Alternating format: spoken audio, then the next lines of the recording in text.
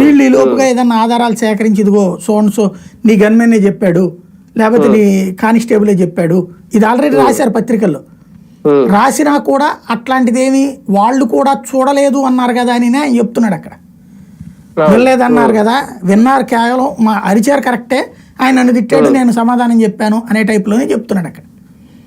కాబట్టి ఇప్పుడు కొంత భయోత్పాతం సృష్టించబడితే అప్పుడు ఎవరన్నా బయటకు వచ్చి అవును కొట్టారు మేము చూసాం అని ఎవరన్నా చెప్తారా?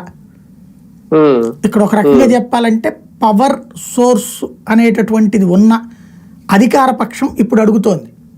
ఇప్పుడు సాక్షులు ఎవరన్నా భయపడి చెప్పకపోయి ఉంటే ఆ రోజుంది, ఇవాళకి భయపడాల్సిన పని లేదు, జగన్ పని అయిపోయింది, జగన్ కూడా లోపలేసేస్తారు, ఆ అధికారులు కూడా లోపలేసేస్తారు, కాబట్టి ఏ పోలీసులు అయినా సరే బయటకు వచ్చి చెప్పేయచ్చు అనేటువంటి రూట్లోనే ఇప్పుడు ఒక రకమైన ప్రెషర్ చేస్తున్నారు అనమాట.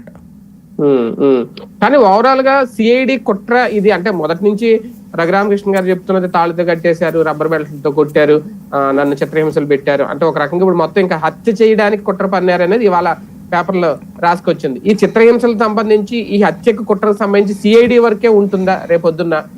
అంటే రాజుగారి వాంగ్మూలాన్ని ఎంతవరకు ఆధారంగా తీసుకుంటారని. రాజుగారి వాంగ్మూలం ఆ రోజు సుప్రీంకోర్టుకే ఇచ్చారు, వాళ్ళు కొత్తగా తీసుకునేది ఏం లేదు. రిమాండ్ రిపోర్ట్ లో కూడా అదే మెన్షన్ చేసింది. నేను అనేది ఏంటంటే ఫర్దర్ ఎంక్వైరీ. ఇప్పుడు పోలీసులు అరెస్ట్ చేశారు, చిత్రహింసలు పెట్టారు,